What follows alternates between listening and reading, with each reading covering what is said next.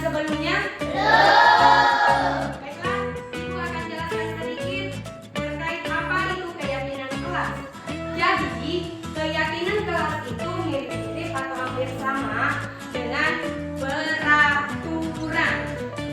Seperti di sekolah kita ini, kita kenal adanya peraturan sekolah atau yang biasa disebut dengan apa? Iya, sekali. Tata tertib sekolah. Begitupun halnya di kelas kita harus memiliki peraturan kelas. Namun, peraturan itu akan kita buat dalam bentuk keyakinan kelas. Mengapa keyakinan?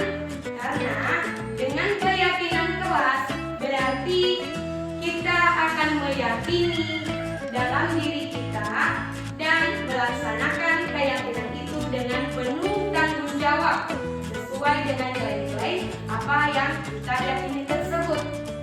Seperti apa contohnya?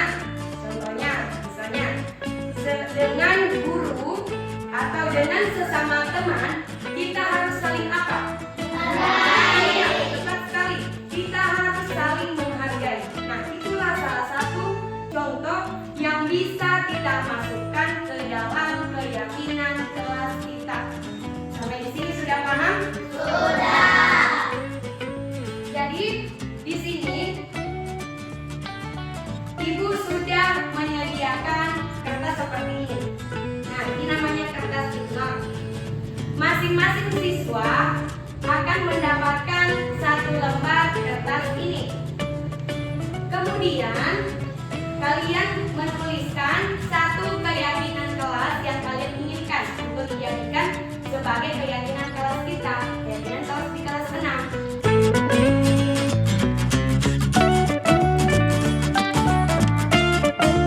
Jadi silakan dituliskan keyakinan kelas yang kalian inginkan.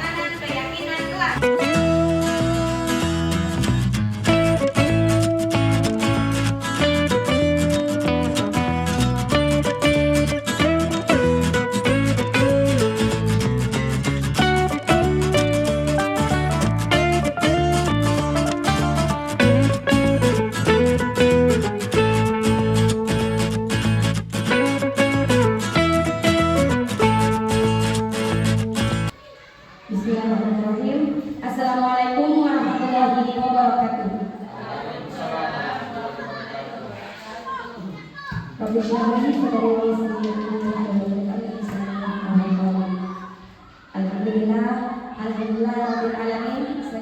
dan syukur senantiasa kita panjatkan kehadiran Allah Subhanahu wa Ta'ala yang telah melimpahkan berkat dan rahmat-Nya kepada kita semua. Salawat serta salam senantiasa kita kirimkan kepada baginda Nabi Muhammad SAW, dan semoga telah kita mendapatkan syafaatnya di hari kiamat. Amin amin ya rabbal alamin. Yang terhormat Bapak Kepala SDN 130 Nusantara, yang saya hormati Bapak Kepala Kelompok Barimain Boto Manunggi,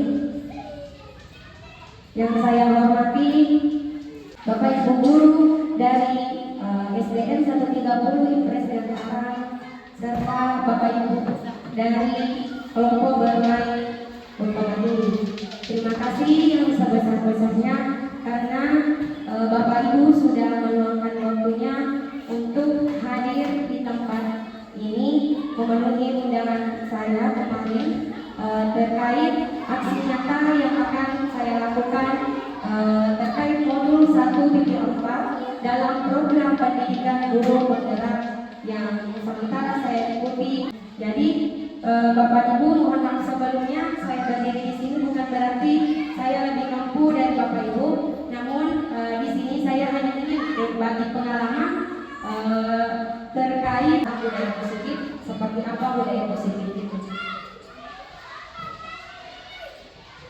Mengawali kegiatan kita pada hari ini, kita akan menjawab beberapa pertanyaan pemantik berikut ini. Di sini, apakah Bapak Ibu setuju dengan pernyataan berikut ini? Yang pertama, hukuman dapat mendisiplinkan anak. Menurut Bapak Ibu, apakah Bapak Ibu setuju bahwa dengan memberikan hukuman kepada anak, anak itu bisa disiplin? Setuju. Siapa yang setuju? Coba angkat di tangan tak. Yang setuju. Kalau hukuman, menurut Bapak Ibu selama ini, bahwa hukuman itu bisa mendisiplinkan anak, sedangkan Bapak Ibu katakan ada beberapa setuju, ada yang tidak setuju. Yang mungkin bisa ada perwakilan mengapa atau ada contoh dalam kelas tak bahwa ada anak yang tidak disiplin, kemudian kita kasih hukuman berubah jadi disiplin. Ada yang bisa? Atau yang mengatakan tidak setuju? Mungkin bisa disampaikan. Ya, kita kan masih di dasar, masih di pembinaan untuk anak SD. Jadi sebisa mungkin untuk hukuman itu ditiadakan. Ya, jadi anak-anak SD itu dia butuh teladan. Ya, jadi dia butuh teladan. Ya, misalnya disiplin waktu. Ya, jadi dia yang teladan itu adalah guru kelasnya juga, gurunya. Ya, jadi kita semestinya juga untuk mendisiplinkan anak-anak ya, kita dulu ke diri kita masing-masing dulu sebagai pendidik. Ya, saya kira begitu. Ya, terima kasih Pak. Ya, jadi ada dari Amin mengatakan kurang setuju bahwa hukuman itu mampu mendisiplinkan anak. Tapi untuk mendisiplinkan anak itu marilah kita sebagai guru menjadi teladan bagi murid-murid kita supaya murid-murid kita meniru apa yang kita lakukan.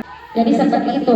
Nah, mengenai yang setuju bahwa hukuman dapat mendisiplinkan anak, seperti contoh Bapak Ibu, ada siswa kita yang terlambat, kemudian kita hukum, kita kasih misalnya dia hukuman, karena kamu terlambat, nanti jam istirahat kamu bersihkan di belakang kelas. Nah, dia lakukan mungkin, tapi kira-kira apakah keterlambatannya itu tidak diulangi lagi? Tidak terlambat lagi. Kalau sudah dihukum begitu, tidak diulangi besok-besoknya atau besoknya lagi. Tergantung, ya. Berarti ternyata hukuman bukan. Jadi ternyata hukuman bukanlah solusi untuk mendisiplinkan anak. Nah, apa solusinya nanti akan kita pelajari di slide berikutnya. Kemudian yang kedua, pemberian hukuman dengan hal positif seperti membaca atau membersihkan halaman sekolah dapat mendisiplinkan anak. Nah, seperti tadi contoh yang saya berikan, bahwa misalnya ada anak yang terlambat atau ada anak yang tidak mengerjakan PR, kita berikan tugas untuk menulis supaya tidak akan terlambat lagi. Nah, hal itu mungkin anak itu akan berubah saat itu, tapi besoknya belum tentu, atau ketika ada guru lain yang masuk, mungkin dia hanya takut pada gurunya tersebut, tapi kalau guru lain yang masuk tidak begitu caranya, dia bisa melanggar peraturan. Jadi ternyata pemberian hukuman, meskipun hukumannya itu positif, bukan hal yang negatif, itu kurang efektif juga untuk dapat mendisiplinkan anak-anak. Kemudian yang ketiga, memberi penghargaan dapat meningkatkan motivasi belajar anak. Kita mengatakan seperti ini, siapa yang bisa maju ke depan, kasih stiker. Apa yang terjadi sama siswa kita? Iya, berlomba-lomba. Pasti mereka akan berlomba-lomba. Saya bu. Tapi misalnya besoknya kita lupa membawa stiker, kita mengajar lagi ini bu, mengajar. Siapa nak yang bisa menjawab di depan atau mengerjakan matematika di depan? Karena kebiasaan diberikan stiker, bisa saja pertanyaannya muncul. Ada di stikernya bu. Nah, berarti apakah anak termotivasi dengan penghargaan seperti itu? Tidak. Itu tidak memberikan motivasi, justru menyebabkan ketergantungan pada diri anak. Kalau ada stiker semangat, tapi kalau tidak ada stiker, jangan makan deh. Pada doi tidak ada di stikernya, kan seperti itu Bapak Ibu. Kemudian, jadi solusi apa yang akan kita lakukan untuk mampu mendisiplinkan anak? Mari kita sama-sama belajar. Jadi pada hari ini kita akan membahas 6 topik, yaitu yang pertama disiplin positif dan nilai-nilai kebajikan universal. Nah, ini terkait disiplin yang ada dalam diri, yang muncul dalam diri anak kita. Kemudian nilai-nilai kebajikan universal ini terkait dengan profil pelajar Pancasila yang 6 aspek itu.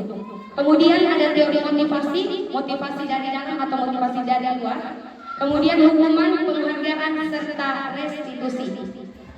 Mungkin kalau untuk motivasi kita sering mendengarkan hukuman, penghargaan, dan ada istilah restitusi. Nah, kemudian yang ketiga tentang keyakinan kelas. Keyakinan kelas ini juga penting untuk kita bahas bersama supaya kedepannya kita mampu membuat sebuah keyakinan kelas di kelas kita masing-masing. Selanjutnya, kebutuhan dasar manusia dan dunia berkualitas.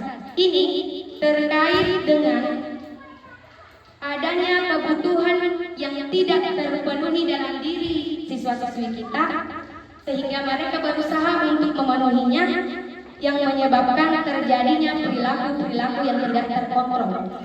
Adanya jadi selama ini Bapak Ibu sebenarnya ketika ada murid kita yang berperilaku tidak terkontrol, berperilaku negatif, kita tidak bisa langsung mengatakan nakal betul. Tidak Bapak Ibu. Mungkin ada kebutuhan dasar di dalam dirinya murid-murid yang ingin dia penuhi, tapi mau penuhi secara mereka tidak paham. Mau penuhi, makanya dia berusaha memenuhinya dengan cara apapun. Bisa saja seperti itu, melakukan perilaku-perilaku negatif. Apa kebutuhan dasar itu kita akan pelajari juga. Kemudian ada posisi kontrol. Ini terkait posisi kita guru dalam menangani masalah-masalah yang terjadi di kelas kita, di sekolah kita, atau dalam menangani siswa yang bermasalah. Dan yang keenam itu adalah segitiga restitusi. Nah, inilah solusinya Bapak Ibu. Kita terapkan segitiga restitusi dalam menangani permasalahan tersebut. Ada 3 tahapan dalam segitiga restitusi. Pertama, disiplin positif dan nilai-nilai kebajikan universal. Nah, di sini kita akan melakukan sedikit demonstrasi tentang kegiatan kepalang tangan. Jadi saya butuh bantuan 2 orang yang bersedia. Satu, siapa yang bisa Bapak? Di tempat tadi. Ya, Bu Ida. Anggaplah Bu Ida dan siapa? Bu Dana, boleh. Bu Dana, Bu Ida, anggaplah di tangan ada sebuah barang yang sangat berharga. Barang itu sangat berharga untuk diri tak, untuk hidup tak, ada dalam genggaman tak. Kemudian Bu Dharma berperan sebagai B di sini. Bu Dharma, silakan Bu Dharma dengan segala cara tak bujuk Bu Ida, mau kita bujuk-bujuk, bisa mengancam, bisa dihardik, mau merayu, mau suami Bu Ida, pokoknya bagaimana cara yang bisa Bu Dharma lakukan untuk merayu Bu Ida supaya Bu Ida membuka kepala tangannya. Dan Bu Ida ini ingat yang ada di dalam genggaman itu hal yang sangat penting dan berharga dalam hidup kita. Ya, itu Bu Ida. Jadi mungkin bisa ya bersifat rahasia sekali. Yang boleh tahu cuma dia ini. Nah, sekarang Bu Ida coba dipraktekkan. Silakan genggam di tangan kita. Satu tangan genggam. Silakan Bu Dharma lakukan sesuatu supaya ini Bu Ida terpengaruh untuk buka genggamannya. Kayak saya guru ini perannya siswa kayak siswa yang orang tua di siswa atau apa ini Sebagai teman.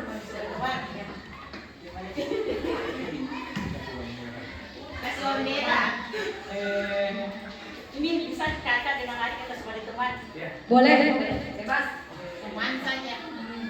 Contohnya ini saya kakak, sebagai adik. Boleh. Ayo supaya bisa beton aja. Ya. Bang Marti, pokoknya Bang Marti. Nggak bisa dipakai bahasa. Bisa. Silakan pakai bahasa harian boleh.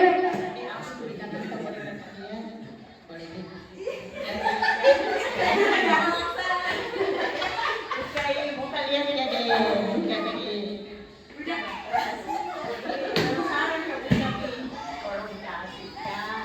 berikan di apa kita maukan atau ada mainan yang keren Pakai ketika anggur. ya Bulan mentor.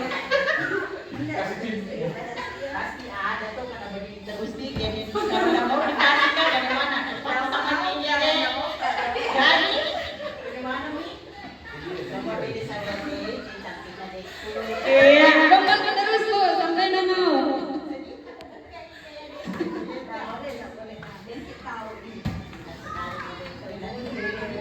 Iya, terima kasih Bu. Ya, tepuk tangan dulu untuk Bu Dharma sama Bu Ida. Nah, bagaimana Bu Dharma? Apakah Bu Ida mau buka kepalanya? Tidak. Nah, inilah Ibu, bahwa yang memegang kontrol atas diri kita lah sendiri. Begitupun terhadap siswa kita. Kita tidak bisa mengontrol siswa kita. Kita tidak bisa, kamu harus seperti ini dan seperti ini. Kalau memang dari diri siswa kita tidak mau mendengarkan dan tidak ingin melaksanakannya, itu tidak bisa. Mungkin ada kalanya bilang, tapi kadang disuruh nak kerja. Mungkin mereka melakukannya, tapi terpaksa dan belum tentu dilakukan secara terus-menerus. Itu jangka pendek. Nah, itulah Bapak Ibu, kita harus beralih dari teori stimulus respon ke teori kontrol. Teori stimulus respon itu apa? Seperti kita memberikan, yang kita harapkan sebagai guru, kita memberikan respon kepada siswa merespon kita dengan baik. Namun teori itu sekarang kurang tepat lagi, tapi lebih pada teori kontrol. Kenapa teori kontrol? Seperti yang kita praktekkan tadi, bahwa yang memegang kontrol atas diri kita, ya diri kita sendiri. Jadi yang memegang kontrol atas perilaku murid kita sendiri. Jadi bagaimana caranya, upaya yang bisa kita lakukan supaya murid kita bisa berubah ke perilaku yang lebih baik sesuai yang diharapkan. Perubahan paradigma stimulus respon menuju teori kontrol. Siapa sesungguhnya yang memiliki kontrol. Nah, ini ada beberapa Bapak Ibu perbandingan antara teori stimulus respon dengan teori kontrol. Dalam teori stimulus respon, di situ beranggapan bahwa kita mencoba mengubah orang agar berpandangan sama seperti kita. Seperti halnya yang pernah kita lakukan, mungkin kita mengatakan sesuatu kepada siswa dengan harapan siswa kita melakukan sesuai apa yang kita perintahkan, melakukan sesuai apa yang kita inginkan. Namun dalam teori kontrol tidak demikian Bapak Ibu. Dia berusaha bagaimana memahami pandangan orang lain, bagaimana kita sebagai guru memandang bagaimana pandangannya murid-murid kita. Selanjutnya perilaku buruk dilihat sebagai suatu kesalahan. Kalau dalam teori stimulus respon, ketika anak berbuat salah, kita apa? Diapain pas salah murid? Kadang diapain? Dimarah-marahi, dihukum, atau dimarah-marahi. Nah, itu dalam teori stimulus respon. Namun dalam teori kontrol, mau dia perbuatan negatif, mau dia perbuatan positif, menganggap bahwa anak berperilaku demikian pasti ada tujuan, pasti memiliki tujuan. Orang lain bisa mengontrol saya, kemudian dalam teori kontrol hanya Anda yang bisa mengontrol diri Anda. Dalam stimulus respon, saya bisa mengontrol orang lain. Dalam teori kontrol, Anda tidak bisa mengontrol orang lain. Kemudian pemaksaan ada pada saat bujukan gagal. Misalnya ada sesuatu, awalnya ada sesuatu yang hiperaktif, tidak bisa diam. Awalnya dibujuk-bujuk, duduk Miki Dina cantik, duduk Miki ganteng, duduk Miki. Sekalinya, baru selang beberapa menit, dia berulang lagi, ribut. Akhirnya apa? Kita marah-marah. Paksa, awas, kalau tidak mau duduk, cobek atau apa? Seperti itu. Jadi itu dalam stimulus respon. Ketika dia sudah melakukan pembujukannya gagal, maka dia akan melakukan pemaksaan. Namun dalam teori kontrol memandang bahwa ketika anak berbuat salah, marilah guru dan siswa saling berkolaborasi untuk menemukan solusi bersama apa yang harus dilakukan oleh siswa. Nah, solusi itu bukan dari guru, tapi dari siswa sendiri. Apa yang harus dilakukan untuk perbaiki kesalahan? Jadi seperti itu, ada kesepakatan antara guru dan siswa. Jadi ketika siswa melaksanakannya, dia pun akan senang hati karena solusinya dari dia sendiri dan yang mampu dia laksanakan.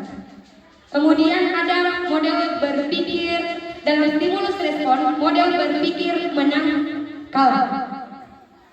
Nah, menang kalah ini ketika kita memberikan suatu stimulus kepada siswa, kalau siswa kita melakukannya, nanti kita menangkan Bapak Ibu. Namun ketika kita memberikan stimulus kepada siswa kita tidak ada respon, berarti kita kalah. Namun dalam teori kontrol, model berpikirnya itu win-win solution, menang-menang, guru menang, murid menang. Jadi tidak ada yang dirugikan dalam penerapan teori kontrol. Jadi marilah Bapak Ibu kita sama-sama mengubah paradigma kita, pandangan kita yang dulunya mengambil stimulus respon, kita perlahan menggunakan teori kontrol ini.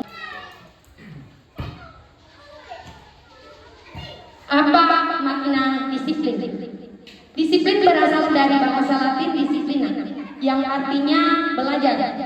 Disiplin diri membuat orang menggali potensinya menuju sebuah tujuan apa yang dia hargai. Namun, dalam budaya kita, makna kata disiplin telah berubah menjadi sesuatu yang dilakukan seseorang pada orang lain untuk mendapatkan kepatuhan. Selanjutnya nilai kebajikan universal. Apa nilai-nilai kebajikan universal? Nilai-nilai kebajikan adalah sifat-sifat positif manusia yang merupakan tujuan mulia yang ingin dicapai setiap individu. Jadi pada dasarnya Bapak Ibu, kita itu melakukan sesuatu pasti ada tujuannya. Jadi gitulah. Ini menurut Dr. William Glasser pada tahun 1984. Nah, nilai-nilai kebatikan yang ingin dicapai oleh setiap anak Indonesia kita kenal dengan profil pelajar Pancasila seperti yang ada dalam implementasi kurikulum Merdeka Belajar. Ada 6 aspek. Yang pertama, beriman bertakwa kepada Tuhan Yang Maha Esa dan berakhlak mulia. Kemudian mandiri, bernalar kritis, berkebinekaan global, bergotong royong dan kreatif. Nah, nilai yang kita harapkan tertanamkan dalam diri anak didik kita dan mampu mereka aplikasikan dalam kehidupan sehari-hari. Selanjutnya, teori motivasi, hukuman, penghargaan, serta restitusi. Di sini Bapak Ibu ada teori motivasi perilaku manusia. Ada 3 teori motivasi. Ada 2. Ada motivasi eksternal yang muncul dari luar. Ada motivasi internal. Nah, motivasi salah satu contoh motivasi eksternal yaitu untuk menghindari ketidaknyamanan atau hukuman. Dan yang pertanyaan yang biasa muncul di benak kita yaitu apa yang akan terjadi jika saya tidak melakukannya. Nah, seperti ini Bapak Ibu. Kalau saya bertanya seperti ini, mengapa Bapak Ibu datang lebih awal ke sekolah atau berangkat lebih pagi ke sekolah? Ada yang bisa? Kenapa lebih cepat pergi ke sekolah? Ada yang berangkat lebih cepat ke sekolah? Apa? Ya, ingin memberikan contoh kepada siswa. 1, ada lagi alasan lain? Iya, bisa Bu. Jauh tempat tinggal. Karena tempat tinggalnya jauh, makanya start ke sekolah lebih awal. Iya, jadi ada beberapa alasan. Namun Bapak Ibu, ada tidak yang beralasan cepat datang ke sekolah karena takut tidak enak sama teman, tidak enak sama kepala sekolah, takut disindir? Ada? Bisa jadi Bu? Iya, bisa jadi. Jadi ketika kita beranggapan seperti itu, saya mau datang tepat waktu, nanti disindir ke kepala sekolahku, tidak enak adek, kepala sekolahku datang lebih awal, masa saya terlambat. Nah, ketika kita melakukan hal itu dengan alasan seperti itu, berarti itu masih motivasi eksternal. Karena kita menghindari ketidaknyamanan. Tidak nyaman, nanti nasindir kan dari aku, nanti cerita belakang ibu-ibu dan kita selalu terlambat. Jadi itu, berarti itu masih motivasi eksternal Bapak Ibu. Kemudian motivasi ada untuk mendapatkan imbalan dari orang lain atau institusi. Ini terkait misalnya dia datang tepat waktu supaya disukai sama kepseknya. Ya, ada tidak yang seperti itu? Disuka dalam artian kepseknya senang sama dia, seperti itu. Atau ada yang datang tepat waktu supaya terkenali. Oh, ada di situ guru yang datang, guru yang paling disiplin. Ingin mendapatkan pujian seperti itu. Ya. Ada. Nah, jika kita masih beranggapan seperti itu Bapak Ibu, berarti itu masih motivasi eksternal. Nah, selanjutnya, namun ketika kita melakukan itu karena kita menghargai diri kita sendiri dan dalam benak kita yaitu saya akan menjadi orang seperti apa apabila saya melakukannya. Kalau motivasinya bukan karena ingin takut disindir, motivasinya bukan karena ingin dapat pujian, namun kita lakukan itu memang dari hati kita. Saya mau melakukan ini karena sebagai guru saya ingin digelari dan berpolitik kita. Dan itu sudah motivasi kita. Jadi mau teman guru kita mau memuji kita, itu mau memuji kita atau tidak, kita akan tetap datang tepat waktu. Tapi kalau kita menunggu untuk dipuji, kapan suatu saat lalu orang puji kita kasih pujian, baik kami tidak memperhatikan kalau selalu datang tepat waktu, tidak ada lagi penghargaan yang kasih, kan seperti Bapak Ibu. Itu akan membuat kita tidak disiplin lagi. Jadi yang paling penting itu kita menggunakan motivasi internal, motivasi yang berasal dari dalam diri kita. Nah, terkait dengan motivasi, kemudian ada penghargaan. Ternyata berdasarkan penelitian Alpicot mengatakan baik penghargaan maupun hukuman adalah cara-cara mengontrol perilaku seseorang yang menghancurkan potensi untuk kepelajaran yang sesungguhnya. Jadi mungkin yang kita anggap, bahkan saya Bapak Ibu sebelum saya mempelajari modul 1.4 ini, saya menganggap bahwa dengan memberikan penghargaan kepada siswa itu mampu memotivasi siswa, mampu membuat murid-murid saya berlaku sesuai apa yang saya inginkan. Namun setelah mempelajari modul 1.4 ini, ternyata penghargaan itu jika kita lakukan dalam jangka pendek maupun jangka panjang, itu juga bahkan bisa menghancurkan potensinya siswa. Yang pertama, dampak yang timbul oleh adanya penghargaan seperti pemberian stiker, dikasih hadiah siswa tak berupa permen atau apa. Kalau dia keseringan, dia akan memberikan pengaruh jangka pendek dan jangka panjang. Jangka pendeknya itu misalnya hari ini, anggaplah Bu Rasma mengajar di kelas 1. Kebiasaannya Bu Rasma adalah memberikan stiker kepada muridnya. Ketika ada muridnya yang menjawab benar, atau ada yang berani tampil di depan. Namun keesokan harinya Bu Rasma berhalangan hadir, digantikanlah oleh Bu Dharma misalnya. Bu Dharma kan dia di kelas 2, menggantikan sementara masuk di kelas 1. Otomatis Bu Dharma tidak menjadikan stiker. Ketika Bu Dharma mulai mengajar, kemudian memberikan pertanyaan kepada siswanya, siswanya itu menjawab. Pasti siswanya menunggu Bapak Ibu. Mana ini stikerku? Dan sudah kamu jawab lagi. Kalau Bu Rasma itu ada stikernya, masa padahal tidak ada stikernya. Berarti stiker ini memberikan efek ketergantungan pada siswa kita. Jadi itu dampaknya. Selanjutnya penghargaan itu menghukum. Bagi mereka yang mendapatkan penghargaan, dia akan merasa senang. Tapi bagi siswa kita yang tidak berhasil mendapatkan stiker, dia merasa akan terhukum.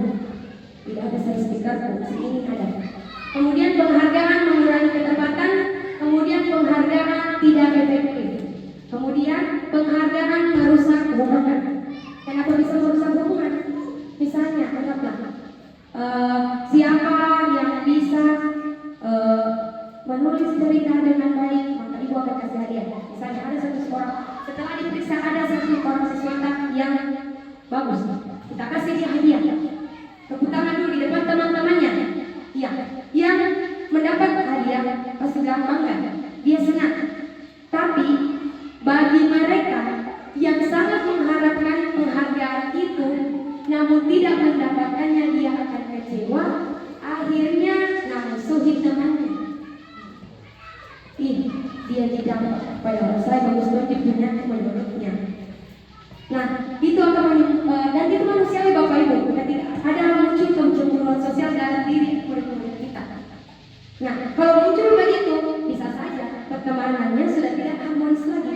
Gara-gara apa? Penghargaan. Kemudian penghargaan menurunkan kualitas, penghargaan mematikan kreativitas. Seperti halnya tadi, misalnya kita ingin memberikan siapa yang bisa membuat gambar yang paling bagus, itu akan berikan hadiah. Nah, ada mungkin di antara siswa-siswi kita yang antusias sekali, termotivasi mau sekali dapat hadiah. Akhirnya dia menggunakan segala macam cara untuk bisa membuat gambar yang paling bagus. Dia melihat gambar teman ini bagus itu. Dia mengikutinya, mengikuti sedikit, mengikuti. Berarti ketika dia menjiplak pekerjaan orang lain, berarti kreativitas anak kita tidak berkembang. Karena dia fokusnya ke hadiahnya, bagaimana bisa dapat hadiah. Jadi segala macam cara dia bayangkan. Kemudian penghargaan mengurangi motivasi intrinsik. Motivasi dalam diri anak kita akan berkurang karena mereka akan bergantung pada penghargaan yang kita berikan. Apa kita tidak memberikan penghargaan, mereka tidak melakukan. Apa itu restitusi?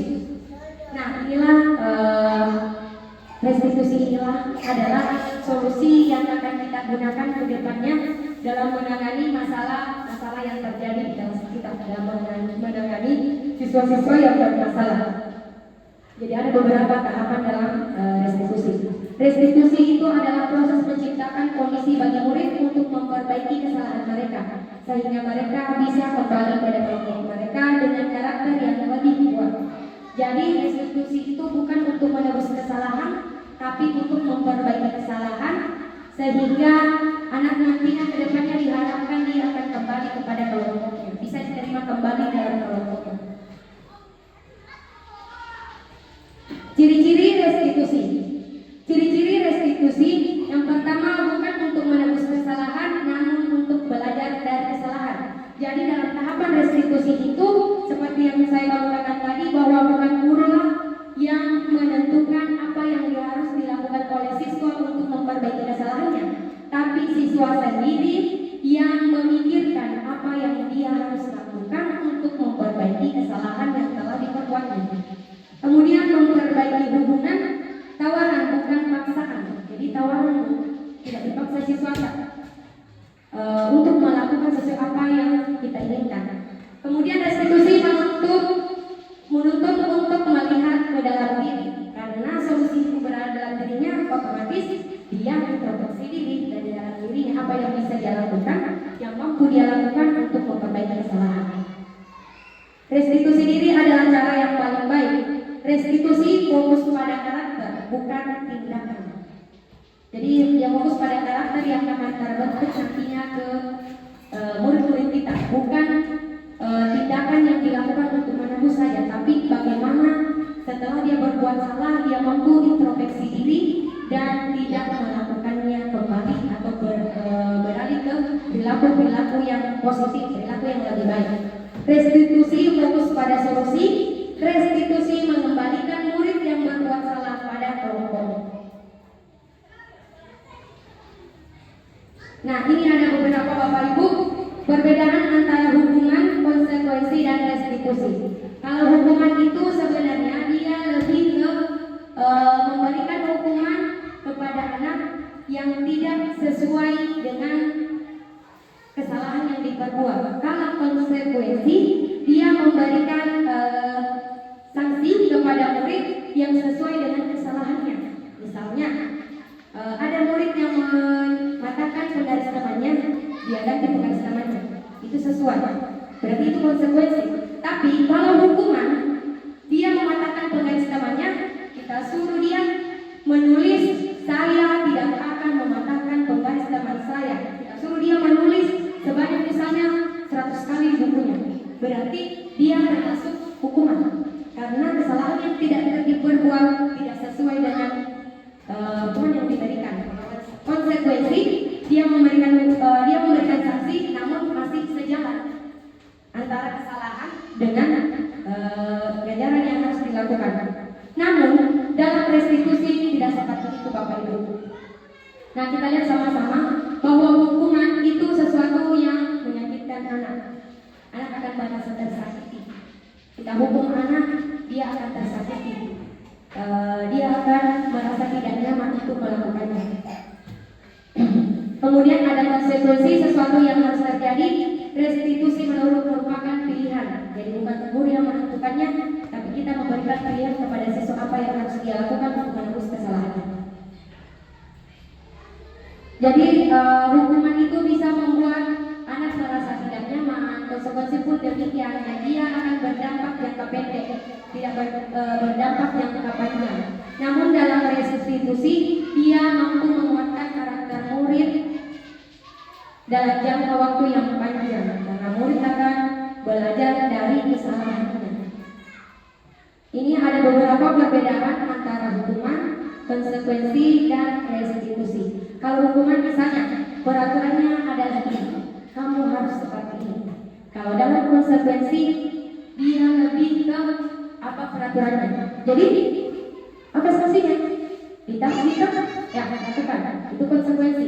Dia masih sesuai ganjarannya. Kemudian kalau restitusi dia lebih ke apa yang kamu yakini. Menurutmu itu baik atau tidak?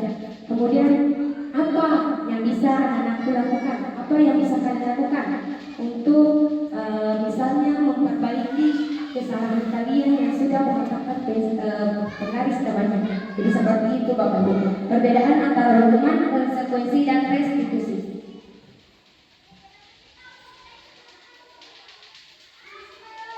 Mencatat 100 kali di dalam buku kalimat, saya tidak akan terlambat lagi karena terlambat ke sekolah. Jadi ini ada tindakan guru, dia memberikan sanksi kepada muridnya, mencatat 100 kali di dalam buku kalimat, buku siswanya. Siswa tersebut menuliskan, saya tidak akan terlambat lagi. Ini dia berikan hukuman karena dia berikan sanksi karena dia terlambat ke sekolah. Menurut Bapak Ibu, apakah ini hukuman atau konsekuensi? Ya, sepakat hukuman? Atau ada jawaban lain? Hukuman atau konsekuensi? Seperti ini, ada siswa terlambat, kemudian dikasih sanksi. Dikasih sanksi, tulis di buku tanah, saya tidak akan terlambat lagi. Tulis 100 kali. Menurut Bapak Ibu, ini konsekuensi atau hukuman? Konsekuensi.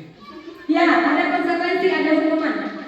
Tapi kalau ada Kalau ada aturan sebelumnya berarti konsekuensi. Kalau tidak ada ya, ya misalnya kita dari awal yang terlambat kita misalnya suruh menunggu ya itu adalah konsekuensi. Kalau tidak ada pemberitahuan sebelumnya terlalu ya kesepakatan itu adalah ya, kita lihat lagi.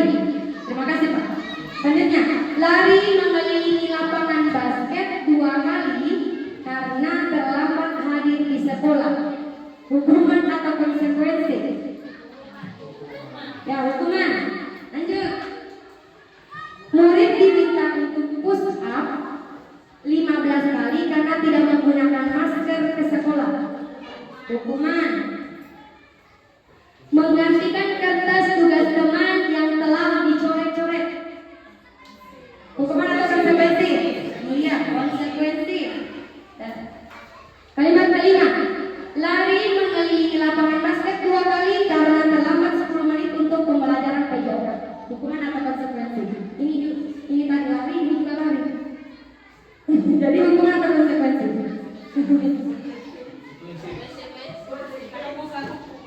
Iya, betul sekali Bu. Kalau bukan hukuman, ya konsekuensi. Anda tidak salah, satu mau dipilih, hukuman atau konsekuensi? Ya, itu ada kita lihat sama-sama. Ya, jadi ini hukuman, yang pertama itu hukuman, kemudian hukuman. Kenapa? Karena dia tidak sesuai antara kesalahan dengan sanksi yang diberikan. Kemudian push up, tidak ada kaitannya antara push up dengan masker. Ini konsekuensi. Kenapa? Karena tugasnya dia mencoret-coret buku temannya, dia gantikan, itu masih sesuai, berarti dia konsekuensi. Kemudian seperti kalimat tindakan pertama, ini juga lari, bukan tindakan kedua, ini juga kegiatan lari. Nah, hukumannya sama-sama lari, namun ini termasuk konsekuensi. Kenapa? Nah, dia belajar PJOK. Masih ada kaitan antara belajar PJOK dengan lari. Kalau untuk yang kedua, ini tidak ada kaitannya terlambat dengan lari berkeliling lapangan basket. Nah, ini penting sekali juga untuk kita pahami Bapak Ibu, karena ketika anak kita menghadapi siswa bermasalah, kita kembalikan kepada keyakinan kelas yang telah kita sepakati bersama. Apa itu keyakinan kelas? Nah, kita bahas bersama.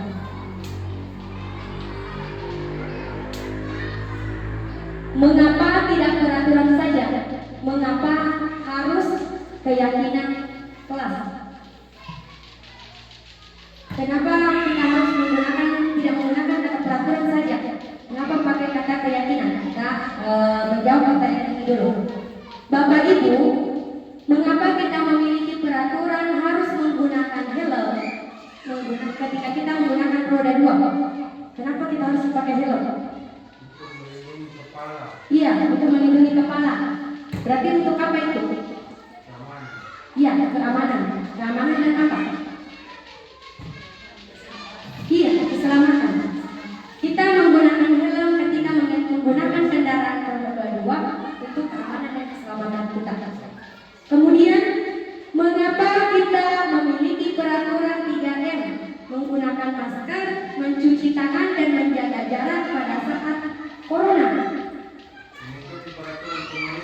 Ya, mengikuti peraturan pemerintah. Apalagi? Kenapa pakai masker? Iya, untuk kesehatan. Ya, bisa. Ada karena aturan, ada karena kesehatan. Nah, inilah apa? Tidak mau kelihatan mukanya. Oh, atau lagi perawatan. Jadi takut kena sinar matahari pakai masker. Oh ya, bisa jadi pakai masker. Selain corona, ternyata untuk melindungi dari paparan sinar matahari. Pakai sunscreen. Nah, di sini mengapa? Nah, dengan alasan seperti itulah Bapak Ibu, kita pakai helm karena untuk keamanan dan keselamatan. Kita menggunakan masker, jaga jarak, mencuci tangan untuk kesehatan. Karena adanya keyakinan-keyakinan itu yang ada di dalam diri kita sehingga kita melakukan hal tersebut. Nah, itulah keyakinan-keyakinan itulah yang dikatakan bagian dari kebajikan, nilai-nilai kebajikan atau sesuatu yang bersifat umum.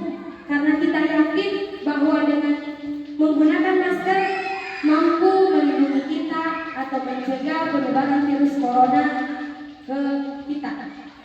Andai kita tidak meyakini itu, bisa saja meskipun ada peraturan, kita tidak melaksanakannya. Namun karena adanya keyakinan yang kita miliki, makanya kita melakukan. Keyakinan itulah Bapak Ibu yang merupakan motivasi intrinsik. Jadi itulah pentingnya kenapa kita kedepannya kita sama-sama belajar untuk membuat keyakinan kelas di kelas kita masing-masing, supaya kita bisa membicarakan bersama kita hal-hal apa yang ingin kita sepakati bersama. Jadi ketika mereka melakukan sebuah kesalahan, kita bisa kembalikan mereka kepada keyakinan kelas dan sudah kita sepakati bersama. Jadi ketika kita sudah meyakini sesuatu, maka itu akan memunculkan motivasi intrinsik di dalam diri kita yang akan menggerakkan diri kita untuk melakukannya dibandingkan takut terhadap peraturan. Bukan hanya karena peraturan, tapi memang untuk keyakinan kita untuk menjaga kesehatan, keyakinan kita untuk menjaga keselamatan. Makanya ketika akan berkendara menggunakan motor, kita menggunakan helm. Nah, inilah Bapak Ibu. Dari peraturan, tentunya kita memiliki peraturan. Dari peraturan kelas yang ada, kita akan membuat belajar, kita akan membuat sebuah keyakinan di kelas masing-masing. Nah, keyakinan kelas ini tidak harus sama. Misalnya di kelompok bermain, tidak harus bersama antara keyakinan kelas di kelompok A dan kelompok B. Tidak. Begitupun di tingkat SD. Keyakinan kelas dari kelas 1 sampai 6 itu bisa saja berbeda. Ada yang sama, ada yang berbeda. Tidak harus persis sama. Nah, jadi keyakinan yang kita buat itu tergantung kesepakatan kita dengan siswa kita. Yang mana yang mereka mampu laksanakan, itulah yang kita buat keyakinan kelas.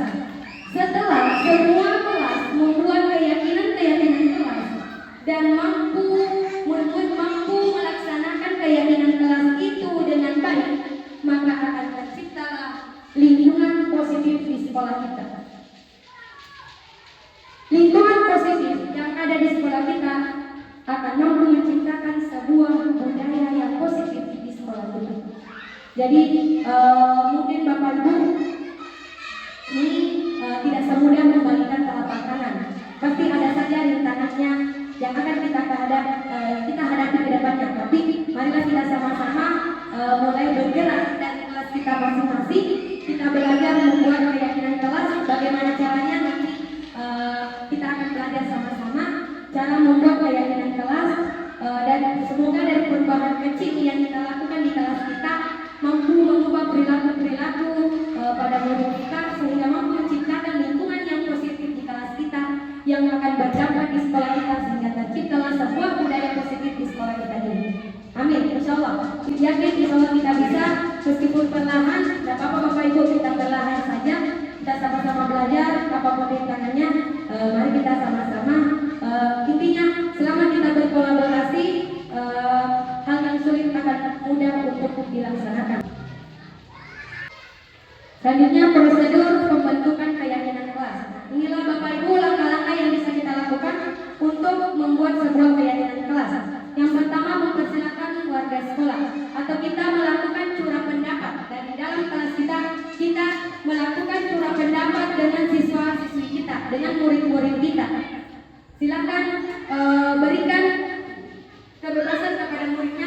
keyakinan kelas apa yang mereka inginkan, yang ingin mereka lakukan di dalam kelas kita supaya tercipta sebuah kelas yang mereka impikan. Kita bisa tanya di awal juga kita bisa bertanya dulu, kelas yang seperti apa yang kalian inginkan? Terus kita kembalikan. Nah, untuk mewujudkan kelas yang demikian, apa yang harus kalian lakukan? Jadi anak-anak bisa membuat hal-hal yang akan mereka lakukan untuk dijadikan untuk dimasukkan ke dalam keyakinan kelas. Kemudian kita berikan kita anak-anak mencatat. Jadi semua murid itu mencatat hal-hal yang ingin dimasukkan di dalam keyakinan kelas. Nah, bagaimana kalau TK? Tidak bisa cuma tulis mungkin. Dia belum bisa menulis kalimat atau kelas rendah, belum bisa membaca dan menulis. Bagaimana caranya Bapak Ibu? Bapak Ibu bisa, Bapak Ibu yang menulis pesan dari papan tulis, Bapak Ibu tinggal berikan kesempatan satu persatu siswanya, baru kita tuliskan di papan tulis. Itu untuk TK atau kelas rendah. Atau mungkin yang belum TK punya cara lain lagi. Silakan Bapak Ibu berkreasi, ini Merdeka Belajar. Silakan Bapak Ibu berkreasi yang mudah Bapak Ibu lakukan sesuai dengan kondisi murid-murid Bapak Ibu. Nah, untuk kelas tinggi kita bisa memberikan stick note, memberikan kertas stick note yang seperti itu yang berwarna-warni, kita bagikan kepada siswa-siswi kita, kemudian mereka menuliskan. Setelah dituliskan kertas itu, kemudian kita tempelkan di papan tulis. Selanjutnya kita amati tinjau bersama-sama. Tinjau bersama-sama yaitu tinjau kembali data susulan keyakinan kelas sesuai prosedur. Kita akan meninjau kalimat-kalimat negatifnya, kita ubah menjadi kalimat yang positif. Yang seperti apa itu? Misalnya ada siswa kita yang menuliskan hal yang ingin dia masukkan dalam keyakinan kelas, tidak membuang sampah sembarang tempat. Itu kan kalimat negatif. Kalau keyakinan kelas kita usahakan menggunakan kalimat-kalimat positif. Kenapa kalimat positif? Karena manusia itu tidak suka dilarang Bapak. Kalau bagi lagi tidak menggunakan seolah-olah dilarang. Tapi mari kita ubah menjadi kalimat positif supaya kesannya bukan melarang. Tapi apa? Apa kira-kira kalimat positifnya? Tidak membuang sampah tidak membuang sampah sembarangan tempat. Apa kalimat positifnya? Iya, seperti itu. Jadi buanglah sampah pada tempatnya. Jadi setelah siswa kita, murid kita mengemukakan semua hal-hal yang dimasukkan dalam keyakinan kelas, kita perhatikan kalimat-kalimat yang negatif, kita ubah menjadi kalimat yang positif. Supaya apa? Kesannya keyakinan kelas itu tidak melarang, tapi dia mengarahkan. Selanjutnya, jika kita selesai itu, kita tinjau ulang kembali dan kita memilih. Kita pilih keyakinan kelas itu, kita kelompokkan Bapak Ibu. Kan bisa saja setiap anak itu ada jawabannya yang sama. Mungkin yang singkatannya berbeda tapi tujuannya sama. Contohnya apa? Ada yang menulis. Kita jadikan kita kelompok-kelompokkan. Ada yang menulis. Tidak, misalnya buanglah sampah pada tempatnya. Atau ada juga murid kita yang menulis menyapu halaman sekolah. Kemudian ada juga siswa kita yang menulis melaksanakan piket kelas. Kan itu sama tujuannya. Sama juga apa tujuannya? Yang menjaga kebersihan. Tujuannya satu gitu, menjaga kebersihan. Jadi kita bisa buat kumpulkan itu, satukan itu menjadi senantiasa menjaga kebersihan. Kemudian keyakinan kelas itu usahakan jangan terlalu banyak, cukup 5 atau 7 supaya gampang diingat, yang mana sangat penting, gampang diingat oleh saudara kita sehingga gampang juga penerapannya. Nah, setelah selesai kita merasa sudah ditinjau ulang, sudah sepakati bersama, Bapak Ibu bisa menempelkannya pada kertas karton, kemudian di bawah sebagai wujud kesepakatan bersama bisa ditandatangani oleh semua warga kelas bersama dengan gurunya sebagai bentuk bahwa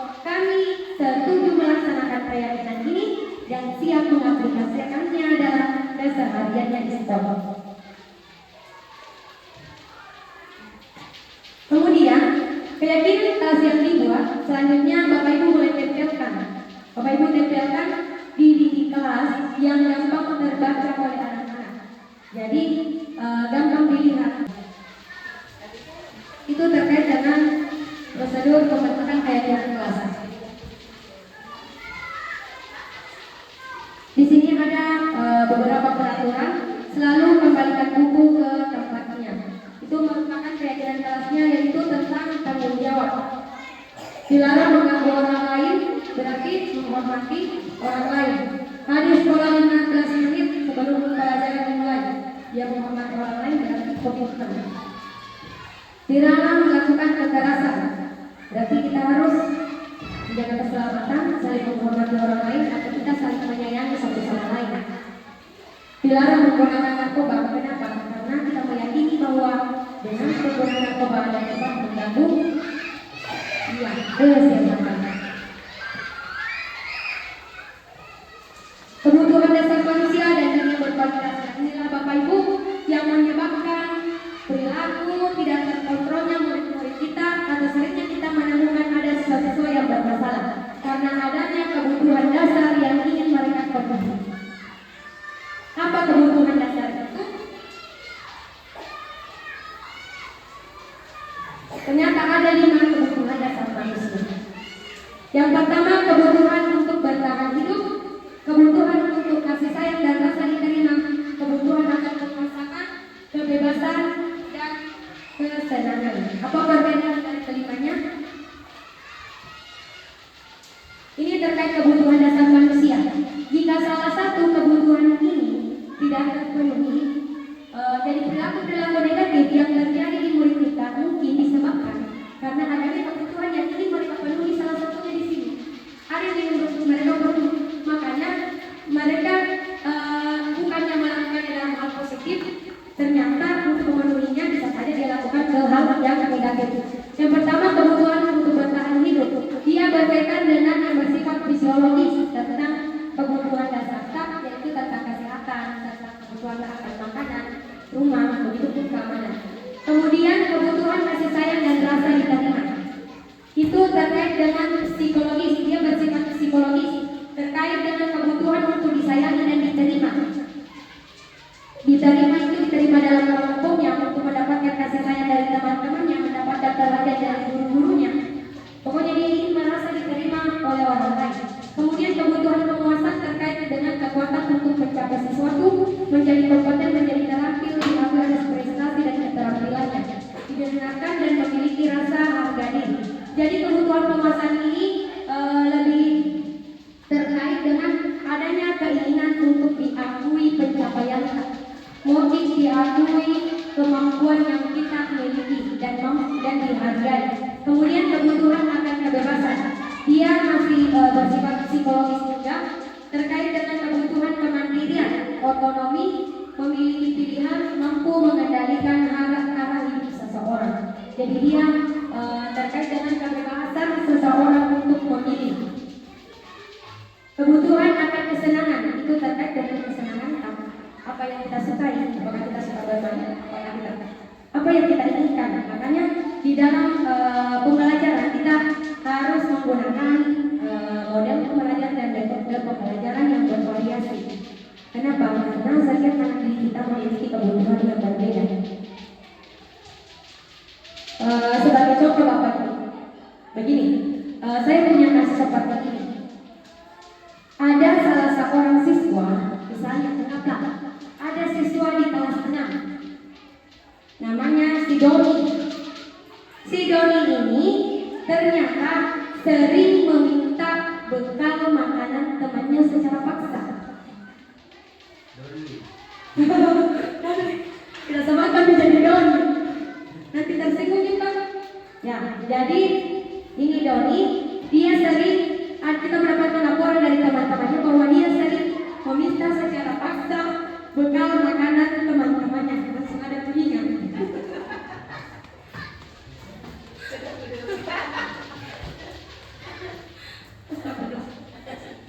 Nah, kira-kira Bapak Ibu, apa yang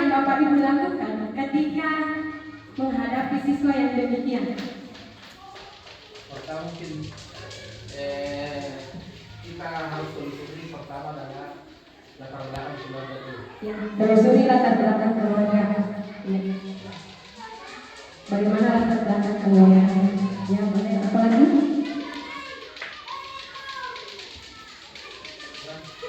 Ya, jadi intinya kita mencari informasi apa yang mendasari kenapa si Doni ini melakukan hal yang demikian. Kita telusuri latar belakang keluarganya, kita cari informasi, bertanya mengapa dia seperti itu. Atau bisa juga kita panggil si anaknya, kemudian kita bertanya, mengapa kamu melakukan hal yang demikian? Kira-kira Bapak Ibu, kita kira-kira Tommy ini, kira-kira apa kira-kira jawabannya Doni? Kalau ditanya, anggaplah kita sebagai Doni, saya misalnya sebagai wali kelas Mas Bruta. Mengapa kamu mengambil Doni? Mengapa nak kamu mengambil bekal makanan temanmu secara paksa? Apa kira-kira jawaban Bapak Ibu?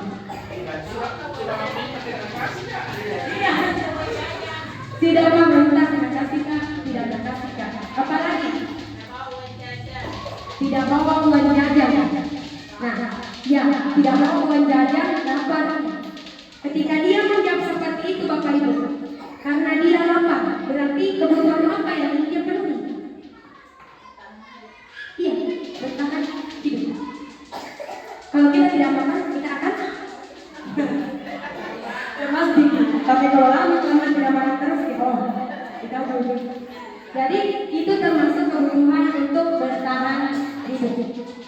Tapi kalau misalnya si Doni menjawab, saya melakukan itu supaya memperhatikan teman-teman. Apa kira-kira? Penguasaan. Apa? Ada penguasaan, ada kasih sayang. Jadi saya melakukan itu Bu supaya teman-temanku memperhatikan. Jadi nanti itu temanku melapori sama guru, jadi guru mendatangi kan nanti atau melapori sama orang tua. Jadinya orang tua nanti bagaimana? Jadi dia itu kebutuhan akan apa? Jadi dia benar. Iya, kasih sayang. Dia membutuhkan kasih sayang karena dengan gambarnya mungkin gurunya akan lebih memperhatikannya. Kemudian gurunya melaporkan orang tua akan memperhatikan. Dan kali orang juga berpandangan. Berarti dia karena jadi sebenarnya murid kita berperilaku demikian bukan karena atau itu bukan karena adanya tahu kebutuhan dasar yang ingin dia penuhi. Makanya namun caranya yang tepat. Kemudian jika misalnya Doni menjawab, saya melakukan itu Bu, karena kalau berhasil ambil makanannya temanku, saya itu terkenal jagoan di kelas. Karena nanti kan itu temanku tahu sama saya Bu. Berarti dia Bu, kebutuhan yang dipenuhi. Iya, penguasaan. Dia ingin merasa kompeten, dianggap bisa. Kemudian misalnya ketika Doni menjawab bahwa dia melakukan itu karena bagus kuliahku, ekspresinya teman-temanku banyak ekspresinya, banyak respon teman-temanku. Senangkah kalau lihat temanku begitu suka? Berarti dia kebutuhan akan apa? Kesenangan. Jadi seperti itu Bapak Ibu. Ataukah si Doni menjawab seperti ini? Saya melakukan itu Bu, atau saya melakukan itu Pak, karena saya bosan dengan bekal makanan yang dibawakan oleh ibu saya yang tidak pernah diganti menunya, nasi goreng terus setiap hari. Berarti nasi goreng tambah ceplok itu terus. Katanya dia bosan. Tapi kalau setiap hari tahu Bu, setiap hari dia bosan, makanya dia ingin mencicipi makanan temannya. Berarti dia butuh apa yang dipenuhi? Ya, kebutuhan akan kebebasan. Dan dia ingin merasakan juga pilihannya. Kebutuhan akan kebebasan.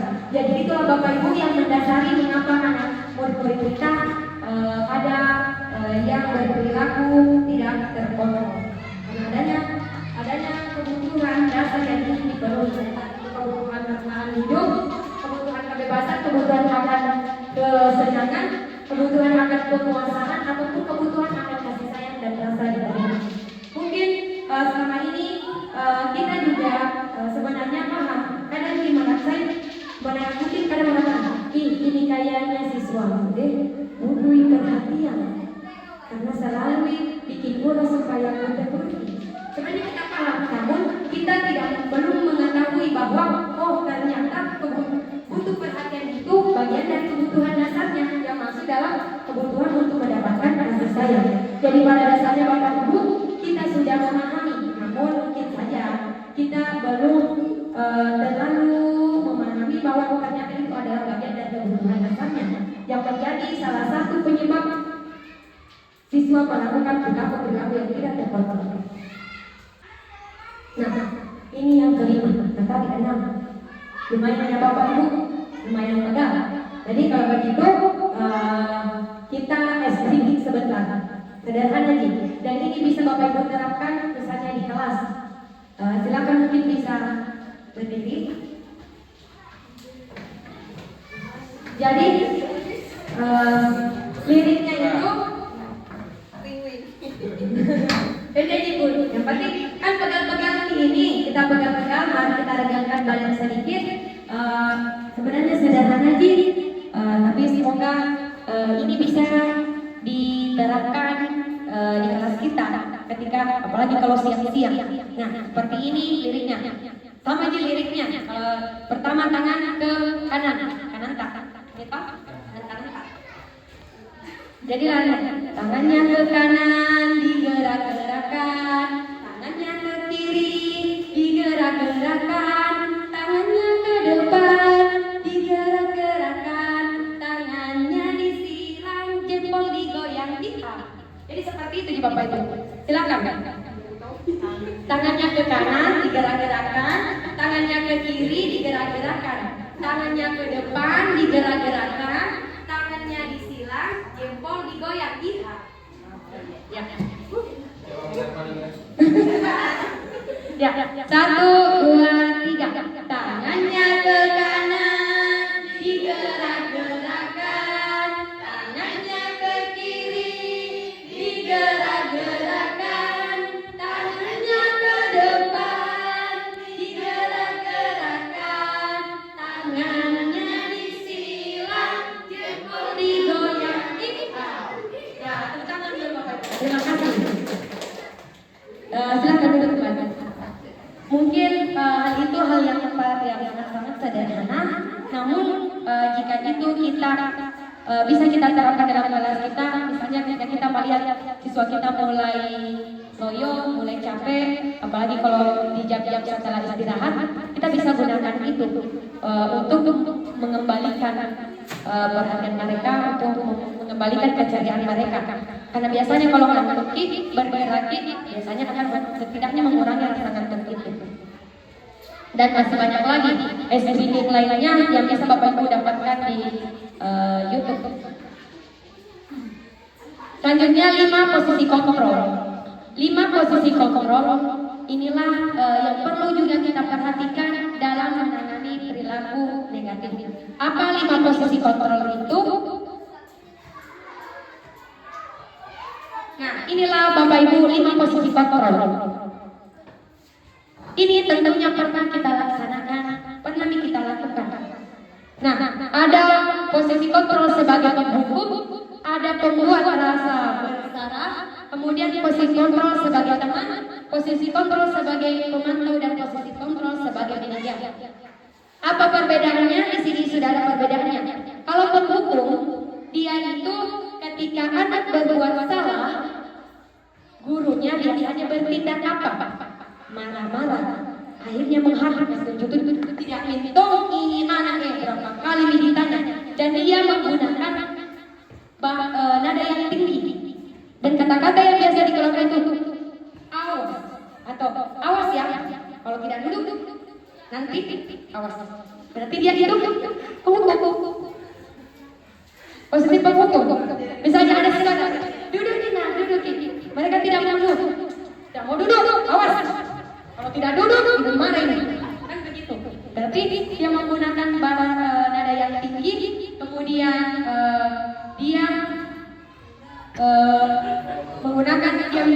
kata-kata yang menyakiti. Ya, seperti langsung kita kasih bagiannya. Nah, pegang-pegang. Mana katanya? Mana bisa ini kayu? Kamu duduk. Seperti itu Bapak Ibu. Apa yang terjadi? Bukannya mungkin saat itu siswa tak melakukan apa yang kita inginkan.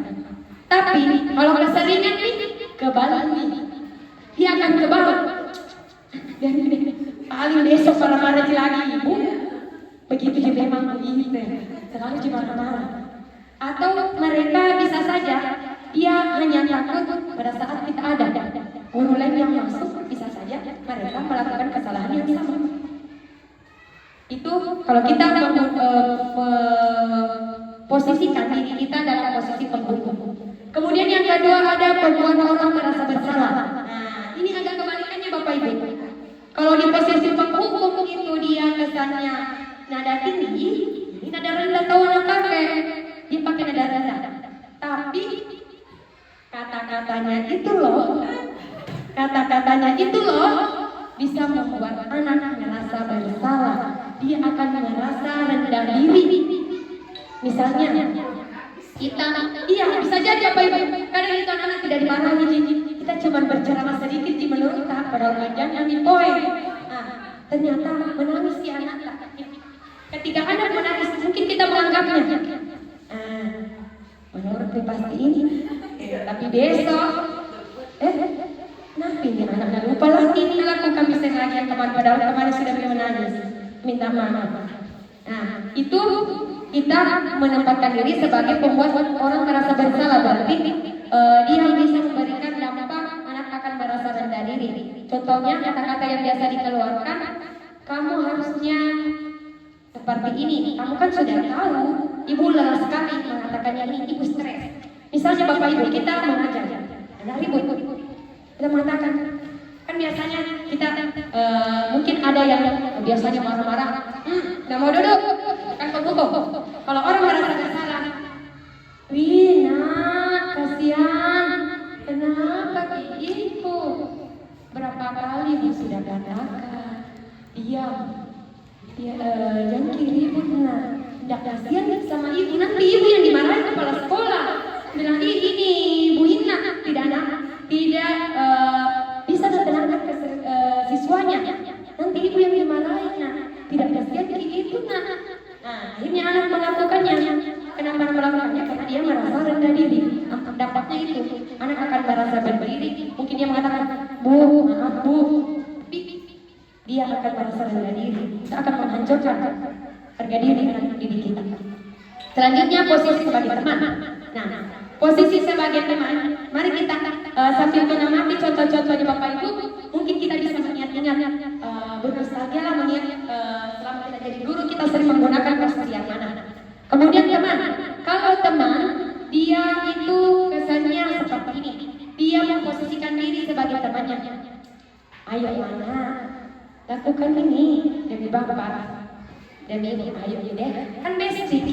Masa tidak mau kehilangan karena basic selama ini itu ketika guru memposisikan dirinya sebagai teman, ayolah lakukan demi ibu atau demi bapak, kita kan basic, ayo pasti bisa kerja ini.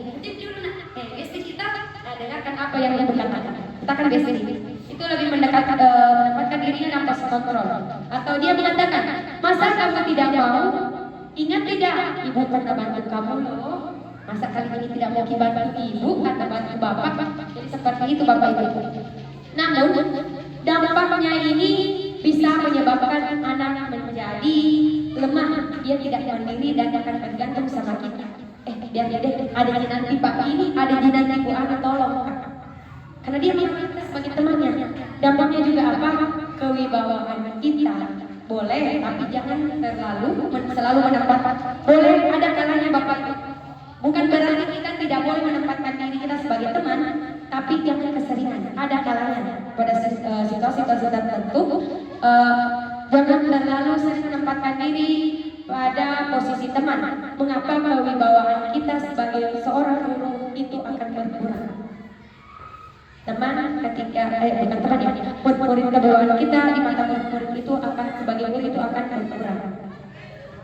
Karena itu biasa dilawan patotoai ini anak-anak sama guru. Kenapa? Karena mungkin bukan baru kita salahkan anak tidak mencintai anak patotoainya. Ternyata setelah diterus, oh ternyata saya yang salah selama ini sekali posisikan diri sebagai teman, akhirnya nanggap kebetulan teman biar ada teman guru lain dan untuk ya seperti patotoai. Jadi boleh Bapak Ibu, tapi jangan terlalu. Kemudian pemantau, posisi pemantau itu dia landasannya lebih ke peraturan dan sanksi. Kamu melakukan hal yang salah, kamu tahu tidak apa peraturannya, jadi apa yang harus kamu lakukan. Nah, ketika murid melakukannya, dia harus melihat apakah murid itu melakukan atau tidak. Kemudian manajer, nah inilah posisi manajer yang sebenarnya paling tepat untuk kita laksanakan. Posisi manajer itu dia lebih mengajukan pertanyaan kepada siswa kita. Apa yang kalian yakini? Nah, yakini ini itulah tadi. Kenapa kita bahas tentang keyakinan kelas? Kita kembalikan ke keyakinan kelas kita. Misalnya, ketika murid kita terlambat datang ke sekolah, kita boleh bertanya. Nah, masih ingat tidak dengan keyakinan kelas kita yang sudah kita sepakati? Masih Bu. Nah, perbuatan tadi apakah sesuai dengan keyakinan kelas kita? Misalnya dia menjawab tidak. Keyakinan kelas yang mana yang tidak sesuai dengan perbuatanmu yang terlambat? Bisa kita kembalikan keyakinan kelas. Makanya itulah pentingnya kita membuat keyakinan di kelas kita masing-masing. Jadi ketika anak berbuat salah, kita kaitkan kembalikan itu ke keyakinan. Dan keyakinan itu kan sesuatu yang sudah kita buat atas kesepakatan antara murid dengan guru.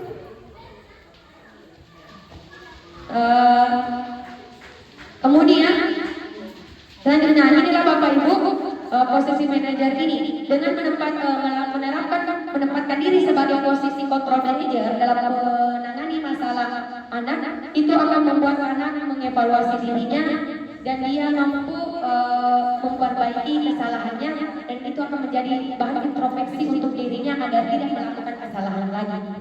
Jadi yang sadari dirinya. Kalau kita langsung hukum saja, mungkin lakukannya tapi tidak sadar. Oh iya ya Allah salah memang. Pada tahu dirinya salah di kepala aja. Salah kami memang, tapi tidak meyakini kalau perbuatan itu memang orang baik untuk diriku. Jadi yang paling tepat adalah posisi manajer. Namun ada kalanya juga Bapak Ibu ketika tidak harus terus kita menggunakan posisi manajer. Ada kalanya ketika kita sudah menerapkan posisi manajer dan kita membutuhkan posisi teman untuk dikolaborasikan dengan posisi manajer itu bisa saja terjadi Bapak Ibu. Tergantung masalah yang dihadapi oleh siswa, kemudian tergantung dari bagaimana penerimaan murid-murid kita. Nah, di sini kita sudah membahas tentang 5 posisi kontrol, posisi penghukum, pembuat orang merasa bersalah, posisi teman, pemantau dan manajer. Nah, kira-kira selama Bapak Ibu mengajar, posisi yang mana yang sering Bapak Ibu lakukan di kelas?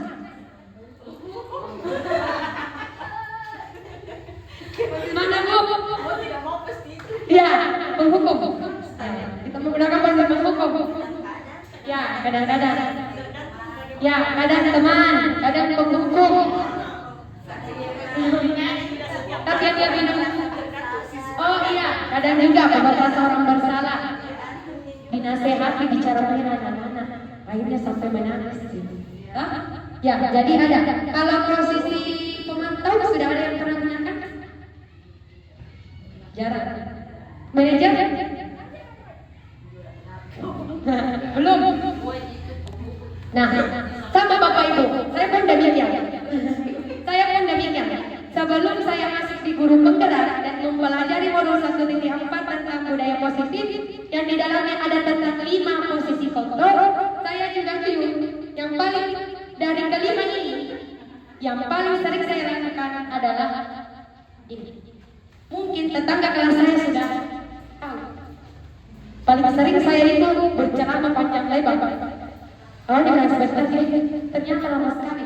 Saya lebih sering, saya menggunakan ini. Tapi kalau dari kelima ini saya sebelum saya mengikuti guru penggerak ini, saya dominan menggunakan membuat orang merasa bersalah. Saya lebih dominan menggunakan itu, dan posisi penghubung juga kadang saya gunakan. Tapi kalau saya paling sering ini posisi teman, saya juga pernah melakukannya. Namun setelah mempelajari budaya positif tentang 5 posisi kontrol, perlahan saya coba terapkan di dalam kelas. Alhamdulillah ada perubahan positif yang terjadi. Meskipun mungkin perubahan itu Bapak Ibu tidak terlalu besar, tapi perlahan, insya Allah pelan-pelan ada perubahan yang terjadi. Saya bisa lihat ada satu siswa saya yang mungkin sudah terkenal di sekolah ini. Biasa tidak menjulukan Bianchero. Ada siswa saya, kalau ada barang rusak di kelasnya orang, dia step.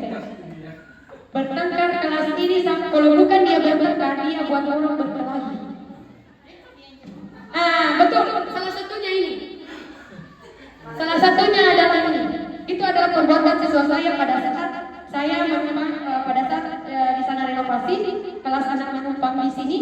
Siswa saya tersebut saking spesialnya dia menjatuhkan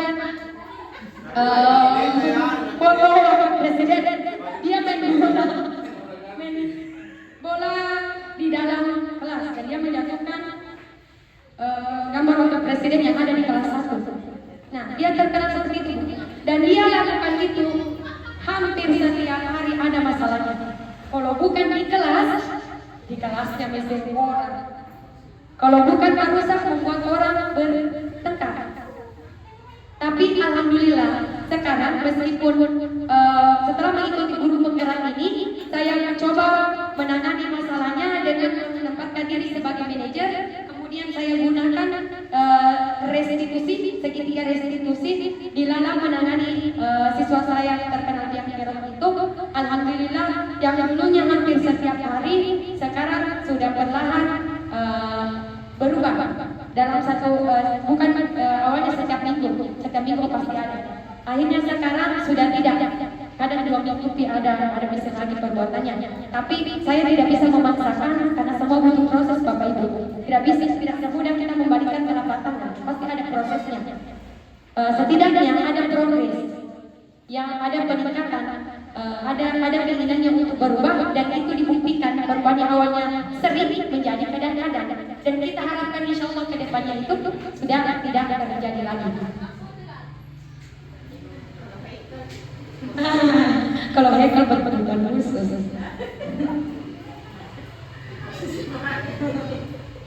Kemudian pernyataan, saya kecewa sekali dengan kamu. Coba Bapak Ibu perhatikan pernyataan-pernyataan ini, nanti kita akan identifikasi bersama pernyataan ini apakah dia di posisi kontrol, di posisi kontrol penghukum, pembuat rasa bersalah, teman, pemantau, atau manajer. Kita lihat. Saya kecewa sekali dengan kamu. Kira-kira dia di posisi apa Bapak? Apa? Ada yang teman, ada yang bersalah. Kemudian yang kedua, kamu tidak benar melakukannya. Apa itu? Temankah, penghukumkah, pembuat rasa bersalah, pemantau, atau manajer? Kamu memang tidak benar melakukannya. Itu apa? Ya, penghukum. Ayolah, lakukan demi ibu, demi bapak. Dia harus kontrol apa dia tempatkan. Teman, apakah kamu mau mendapatkan stiker bintang hari ini? Jadi ini bukan hanya hal-hal yang bersifat negatif, tapi juga positif bisa saja. Kemudian, bagaimana kamu bisa menyelesaikan masalah ini? Dia posisi apa Bapak Ibu? Teman, penghukum, manajer, pembuat rasa bersalah, atau pemantau. Bagaimana kamu bisa menyelesaikan masalah ini? Manajer, ada yang pemantau, ada yang manajer.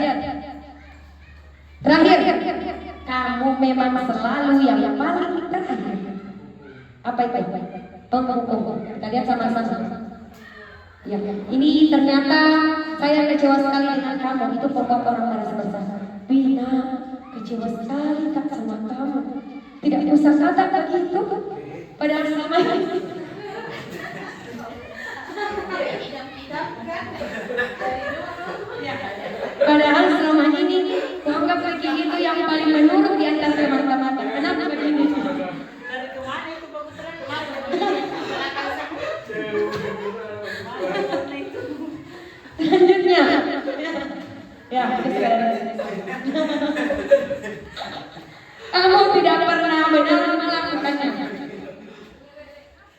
Ya, dia memukul. Anak akan tersakiti.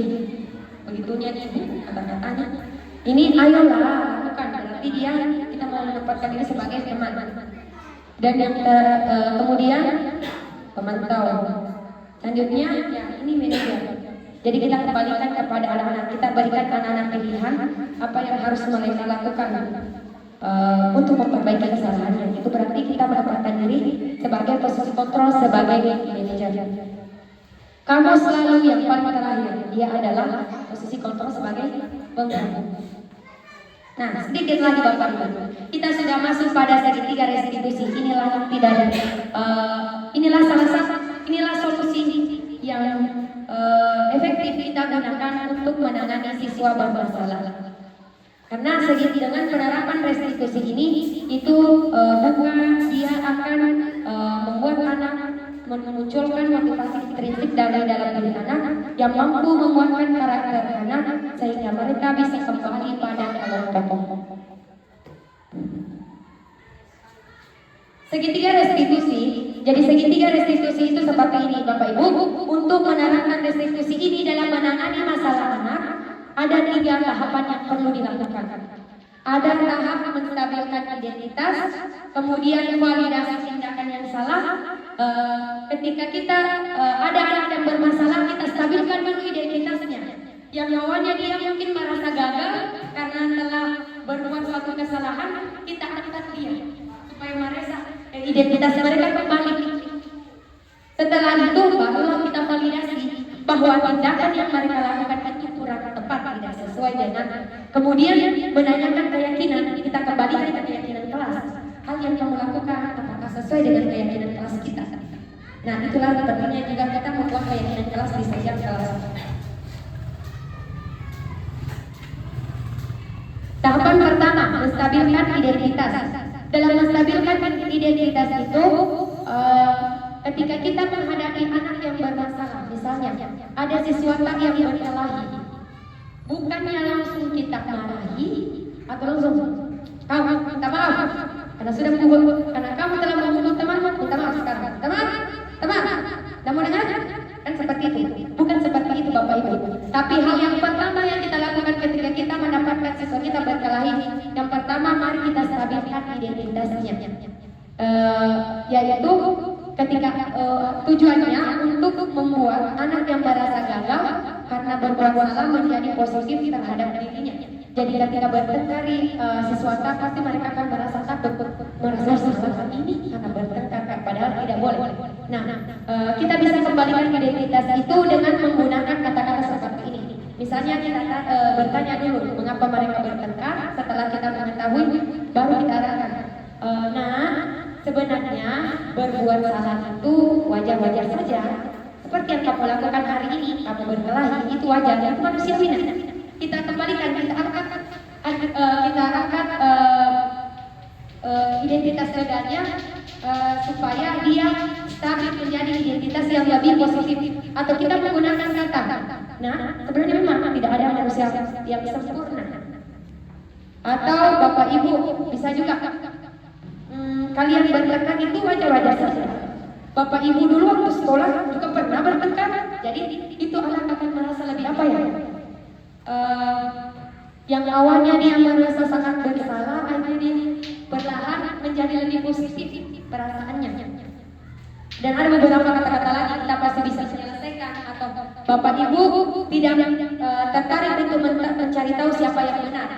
Namun di sini kita ingin mencari solusi bersama apa yang harus dilakukan. Kemudian tahapan kedua dari segitiga restitusi yaitu validasi tindakan yang salah. Nah, setelah anak-anak mengetahui, kita mengetahui apa yang menyebabkan mereka bertengkar, barulah kita validasi tindakan yang salahnya. Kita pertanyakan kira-kira kenapa kamu melakukan ini? Kenapa kamu melakukan ini? Kalau misalnya dia menjawab, saya berkelahi Bu, sebenarnya saya cuma ingin mengajak dia bermain Bu, tapi dia tidak mau. Misalnya dia mengatakan Sebenarnya ini bercanda aja tadi Bu. Kusuka dilihat kalau colek-colek misalnya si Doni itu kusuka lihat ekspresinya.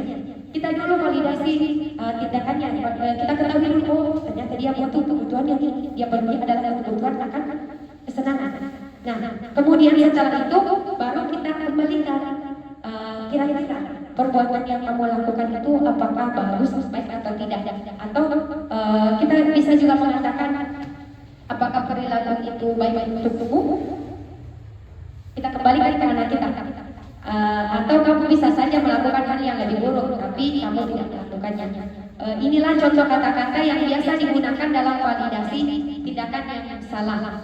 Dan yang terakhir adalah menanyakan keyakinan. Keyakinan ini akan kembali kepada keyakinan kelas kita. Nah, setelah mereka menyadari akan kesalahannya, kita mengetahui apa kebutuhan yang ingin dia penuhi, maka saatnya kita menuntun anak untuk melihat kesalahannya, mengetahui kesalahannya, dan kita hubungkan dengan keyakinan kelas yang telah kita sepakati sebelumnya. Dan di situ juga tahapan kita memberikan solusi, mengarahkan anak untuk menemukan solusi sendiri dari perbuatan yang telah dilakukan. Misalnya, apa nilai yang kita percaya? Atau masih ingat tidak keyakinan kelas yang kita sudah sepakati? Keyakinan kelas yang mana yang tidak sesuai dengan perbuatanmu? Nah, seperti itu Bapak Ibu. Nah, di sini ada salah satu contoh. Ini ada salah satu contoh tugas yang pernah saya kerjakan di guru penggerak ini tentang penerapan segitiga restitusi.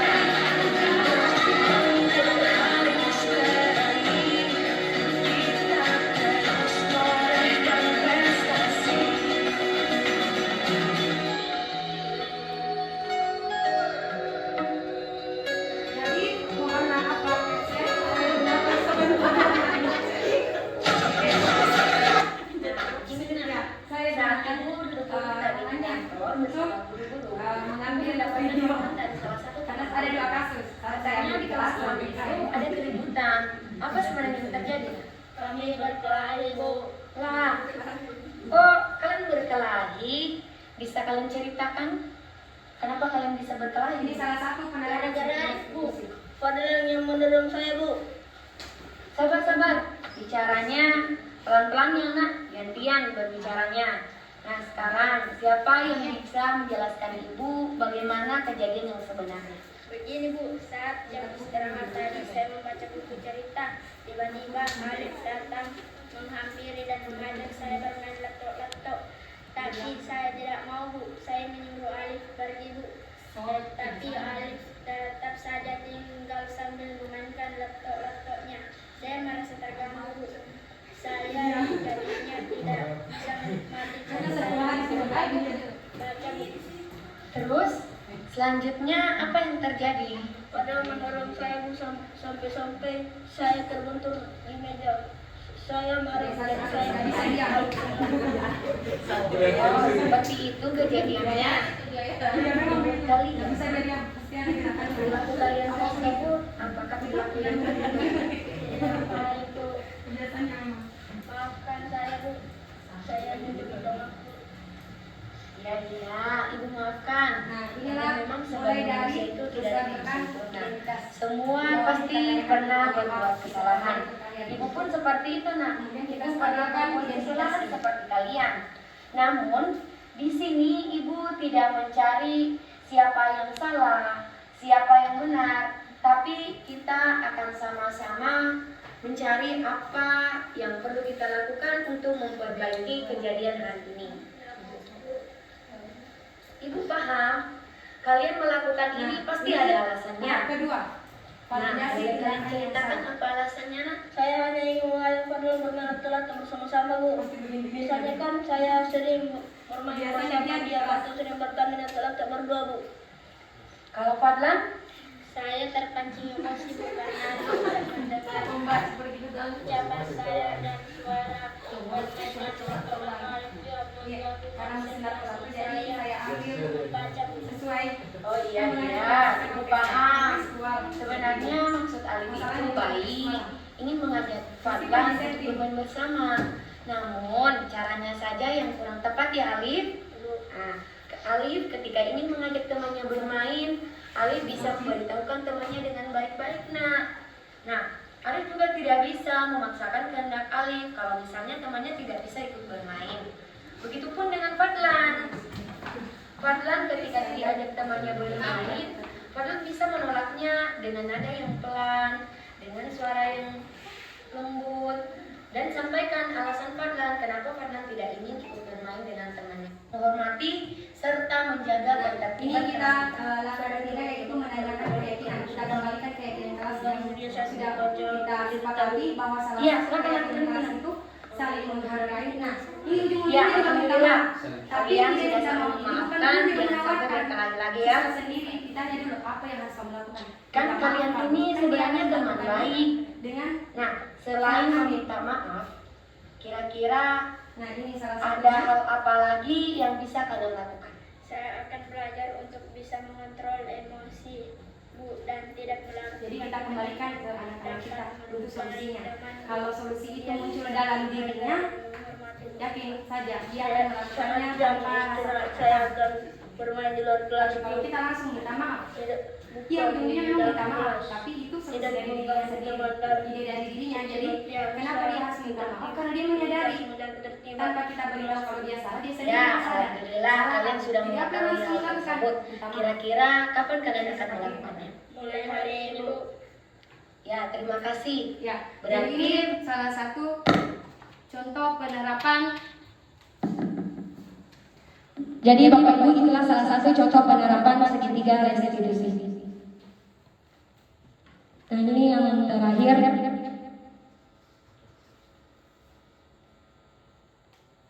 Ini yang paling terakhir. Kita akan melakukan refleksi. Jadi Bapak Ibu, setiap apapun kegiatan yang kita lakukan, upayakan kita melakukan refleksi. Begitupun itulah yang saya pelajari di salah satu hal yang saya pelajari guru penggerak Bapak Ibu. Setiap apapun yang kita lakukan, buatlah refleksi supaya itu bisa menjadi masukan buat kita. Kalau ada hal-hal yang positif, kita lebih kembangkan. Kalau ada hal yang kurang baik, kita perbaiki lagi ke depannya. Begitupun dalam pembelajaran, bukan hanya di kegiatan-kegiatan seperti ini. Begitupun halnya di pembelajaran. Setiap kita selesai mengajar dalam satu hari itu, sebelum pulang, lakukanlah refleksi kepada siswa-siswi kita dengan bahasa sederhananya mereka. Bagaimana anak-anak? Apakah kalian hari ini merasa senang belajar?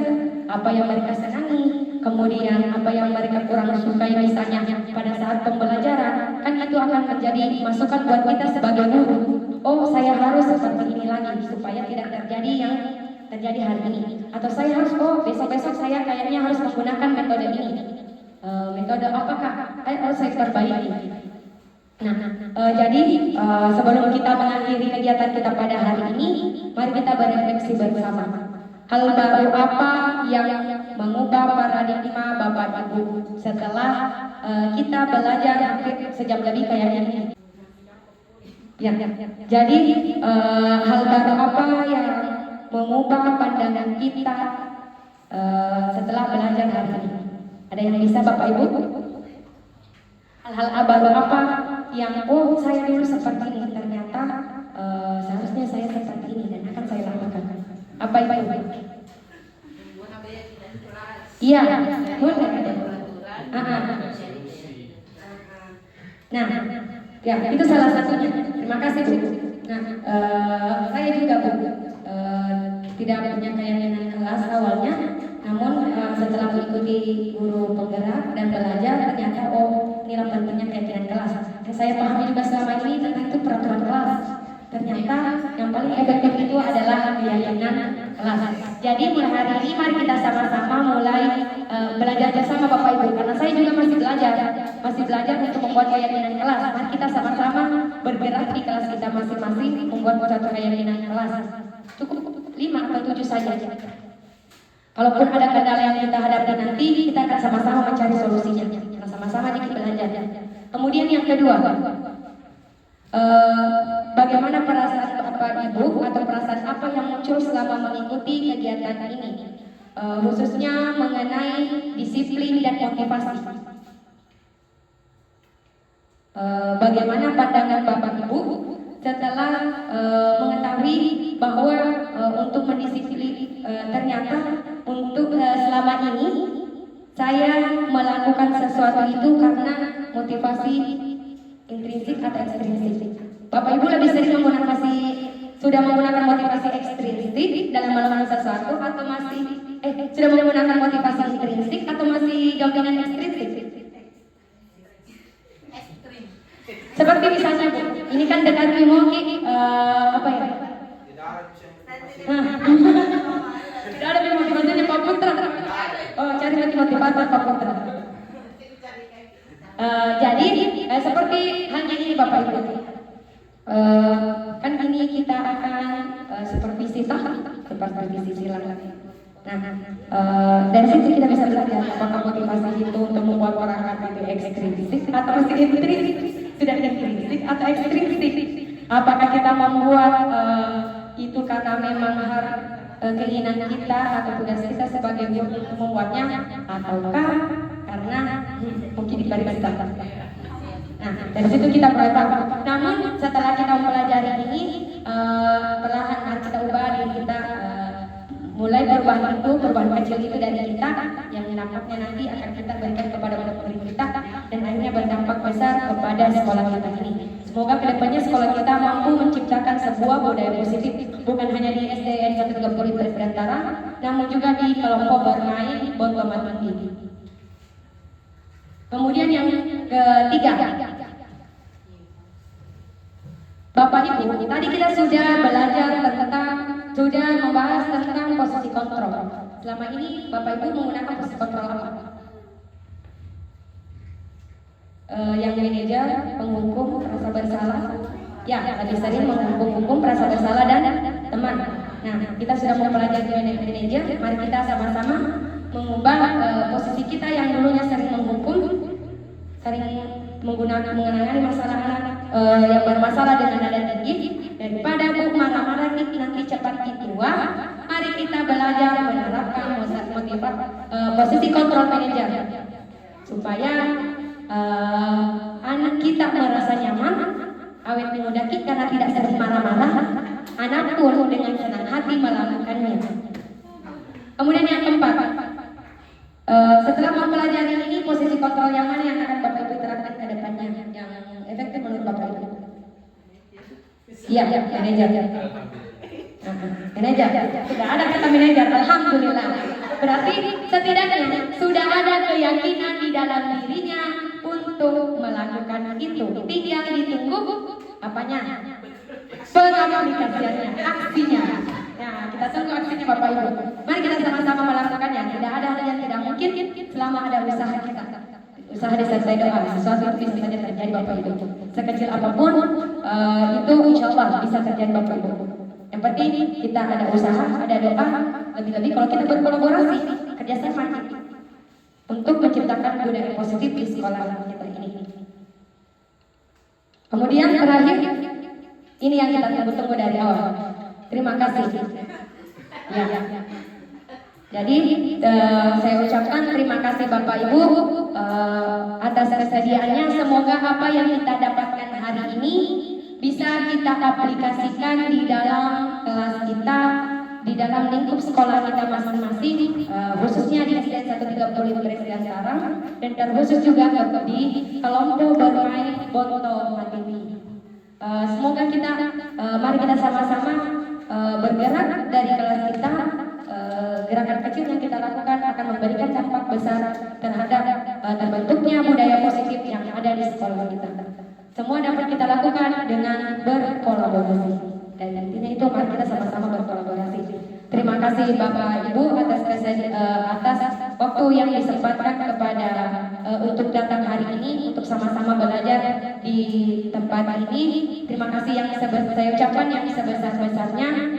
Semoga segala kebaikan Bapak Ibu dibalas oleh Allah Subhanahu wa taala. Amin amin ya rabbal alamin. Mohon maaf atas segala kekurangan. Wabillahi taufiq wal hidayah. Wassalamualaikum warahmatullahi wabarakatuh.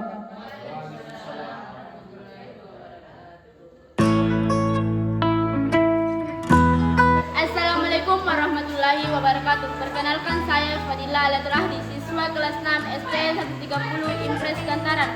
Hari ini saya sangat senang sekali telah membuat keyakinan kelas bersama Ibu Mutmainnah dan teman-teman. Saya insya Allah siap untuk melaksanakan keyakinan kelas kami agar kelas kami menjadi tertib dan menjadi tempat yang nyaman dan aman untuk kita belajar. Terima kasih. Assalamualaikum warahmatullahi wabarakatuh. Perkenalkan, nama saya Rasma SPD, teman sejawat dari Mutmainnah. Saya merasa senang dan bersyukur dengan adanya kegiatan diseminasi budaya positif yang diberikan Ibu Mutmainnah. Melalui kegiatan tersebut, saya mendapatkan pengetahuan baru, khususnya terkait pembentukan keyakinan kelas dan penerapan segitiga restitusi dalam menangani siswa bermasalah. Insya Allah kedepannya